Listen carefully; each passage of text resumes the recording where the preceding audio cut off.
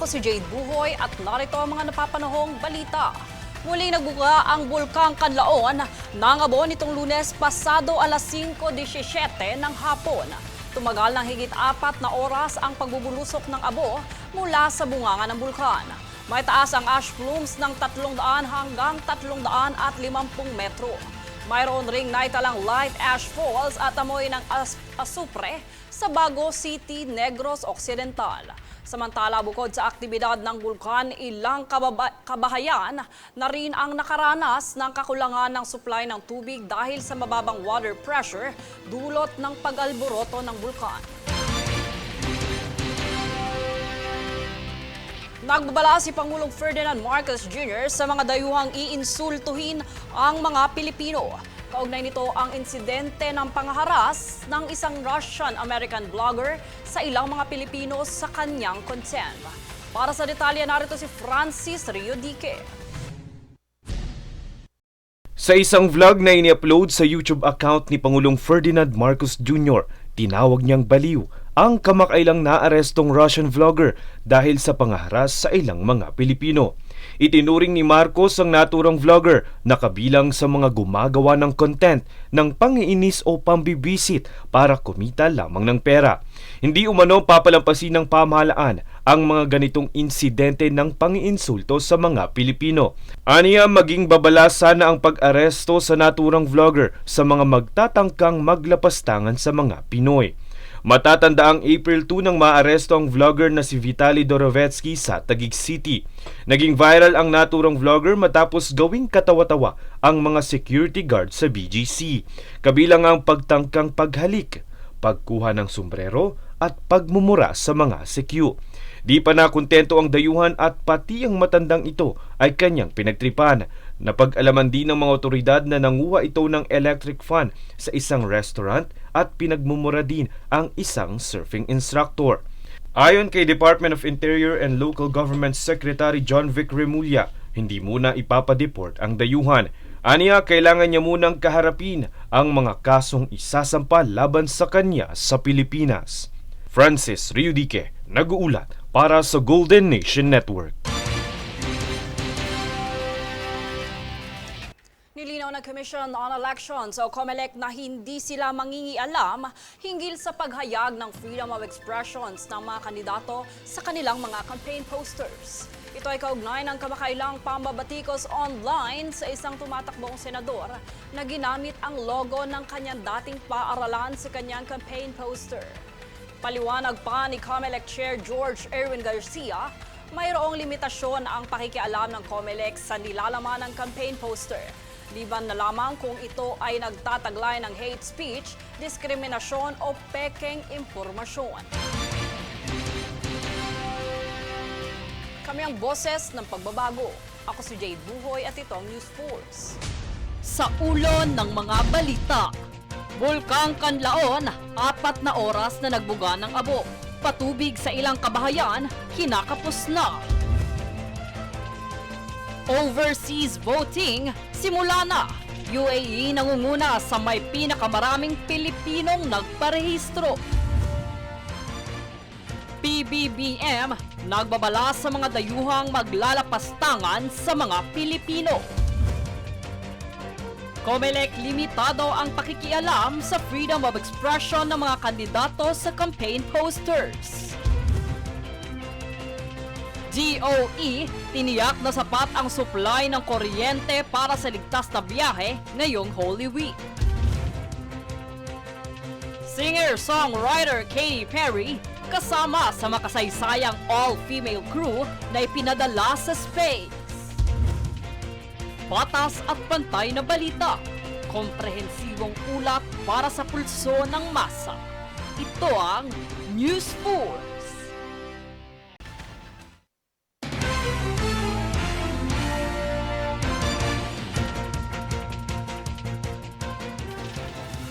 Ako si Jade Buhoy at narito ang mga napapanahong balita. Matapos ang market inspection ng Department of Agriculture o DA at Department of Trade and Industry o DTI sa mga palengke ng NCR upang tiyaking sumusunod ang mga tindero sa Maximum Suggested Retail Prices o MSRPs ng pangunahing bilihin gaya ng baboy at imported na bigas. Napag-alamang lagpas ay tinakdang presyo ang bentahan ng liempo at kasim, kung saan ang liempo ay binibenta ng 420 pesos hanggang 440 pesos kada kilo, higit sa 380 pesos MSRP. Layunin ng inspeksyon na hindi lamang magpatupad ng regulasyon, kundi makipagtulungan sa mga tindero upang mapanatiling abot kaya ang presyo para sa mga mamimili habang sinusuportahan ang mga lokal na magbababoy. Naghain ng reklamo ang ilang health advocates sa bansa laban sa kolaborasyong sponsor ni DJ Steve Aoki para sa kanyang upcoming concert sa BGC Taguig. Ang naturang complaint ay batay sa paglabag ng Vaporized Nicotine and Non-Nicotine Products Regulation Act. Tungayan ang ulat ni Princess Castro. Ilang pampublikong health organization sa Pilipinas ang nagtipon sa tanggapan ng Department of Trade and Industry o DTI nitong Martes para maghain ng complaint sa Office for the Special Mandate on Vaporized Nicotine and Non-Nicotine Products laban sa collaboration sponsor ng sikat na disc jockey o DJ na si Steve Aoki. Ito ay bunsod ng paglabag ng sponsor nitong Philip Morris Fortune Tobacco Corporation sa Republic Act No. 11900 o Vaporized Nicotine and Non-Nicotine Products Regulation Act.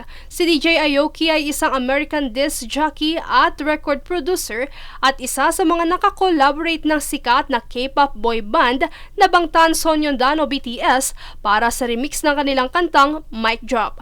Samantala, makaraan ang huling pagbisita nito sa Pilipinas noong 2024, muli itong magkakaroon ng concert sa Silo Club sa Bonifacio Global City Taguig sa April 26.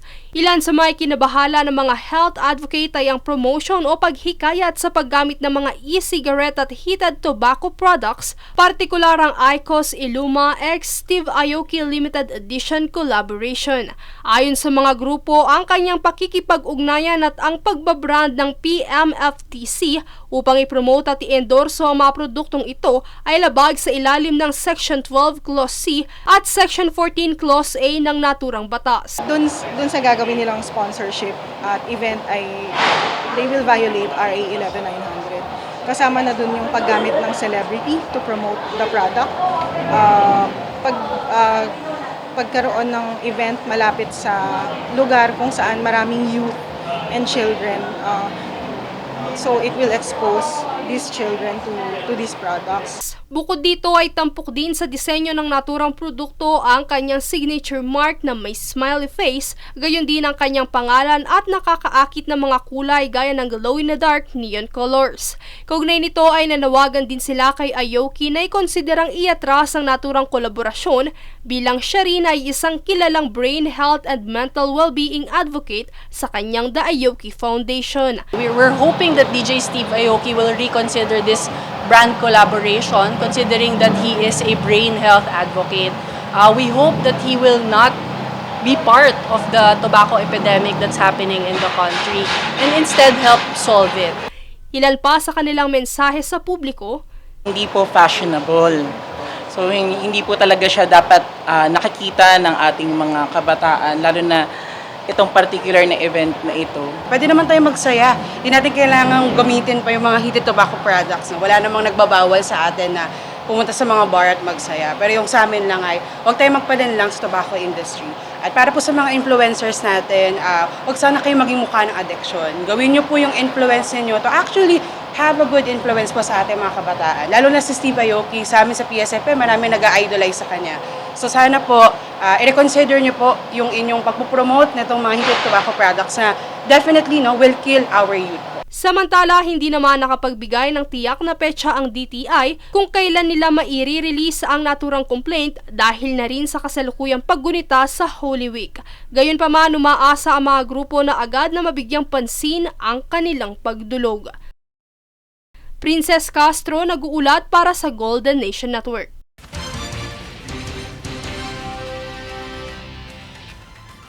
schedule sa huling bahagi ng 2026 ang sanay major rehabilitation ng Epifanio de los Santos Avenue EDSA na itinakda ngayong Holy Week.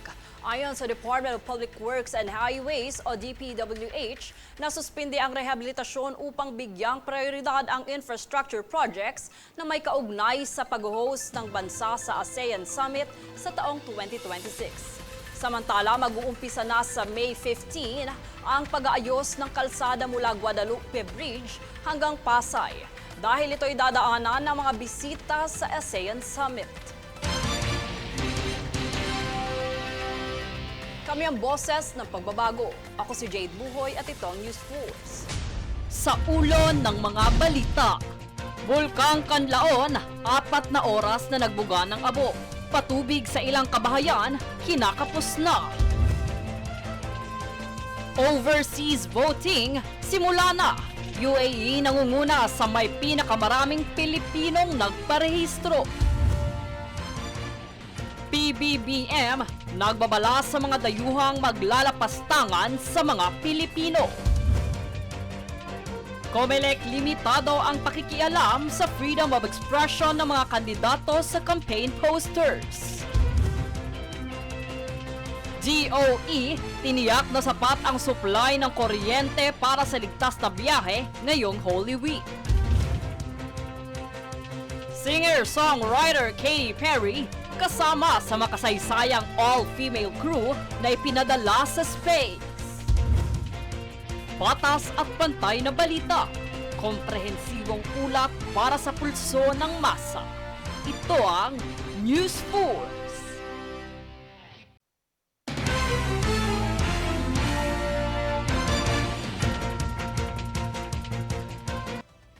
Ako si Jade Buhoy at narito ang mga napapanahong balita. Nananatili pa ring normal at maluwag ang sitwasyon sa ilang mga terminal sa Cubao, Quezon City ngayong Martes Santo. Ayon sa mga bus operator, sa araw pa ng Miyerkules Santo at Huwebes Santo ang inaasahang pagdagsa ng mga pasahero. Dagdag pa rito, karamihan nila sa mga book tickets ay nakapetsa sa Miyerkules, kung saan opisyal na ang inanunsyo nitong Martes ng Malacanang na half-day ang pasok ng mga government employee bilang pagbibigay daan sa mga babiyaheng commuter. Isang shipment mula sa East Africa ang naharang sa Port of Clark matapos matuklasang may lamang shabu na halos 7 million pesos ang halaga. Ang ulat tunghayan sa balitang ito. Nasabat ng Bureau of Customs o BOC sa Port of Clark ang 994 grams ng shabu na tinatayang nagkakahalaga ng 6.759 million pesos sa tulong ng Philippine Drug Enforcement Agency o PDEA Airport Interdiction Unit. Ang nasabing illegal na droga ay natagpuan sa loob ng shipment ng vehicle spare parts na galing East Africa at patungong Cavite City. Base sa enhanced X-ray screening, nakita ang kahina-hinalang laman ng isang metal wheel bearing na may 4 na pakete ng white crystal substance. Ito'y nakumpirma ng laboratory analysis ng PDEA na ito ay methamphetamine hydrochloride, isang ipinagbabawal na gamot sa ilalim ng RA number 9165. Ang nasabing operasyon ay sinagawa sa pakipagtulungan ng iba't ibang ahensya tulad ng PNP Aviation Security Group, NBI Pampanga, DOJ at mga opisyal ng Barangay Dao sa Mabalacat City. Matapos ito, naglabas din ng warrant of seizure and detention laban sa shipment dahil sa paglabag sa Custom Modernization and Tariff Act at Comprehensive Dangerous Act of 2002. Pagbibigay din pa ni Custom Commissioner Bienvenido Rubio, ang mahalagang papel ng ahensya sa pagbabantay sa seguridad ng bansa ay para sa kaligtasan ng mga mamamayang Pilipino. Jade Buhoy, nag-uulat para sa Golden Nation Network. Idineklara ng Malacanang na half-day po ang pasok ng mga government workers sa Miyerkules, April 16. Ayon sa inilabas ng Memorandum Circular Number 81, ito ay para mabigyan ng pagkakataon ng mga empleyado na maidaos ang Huwebes Santo. Sa kabila nito, ang mga taong naghahatid ng basic and health services, disaster response at iba pang mahalagang serbisyo ay normal ang operasyon sa naturang araw.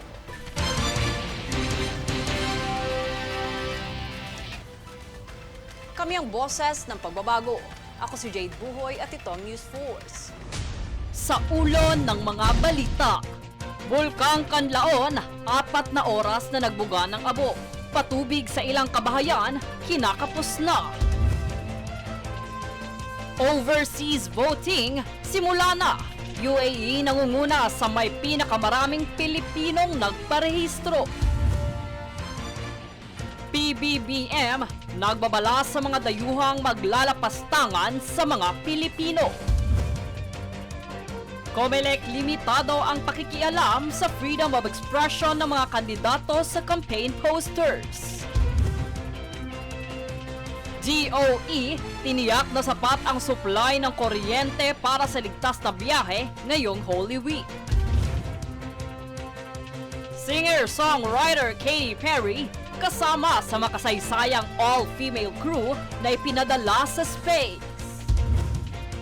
Patas at pantay na balita, komprehensibong ulat para sa pulso ng masa. Ito ang News 4.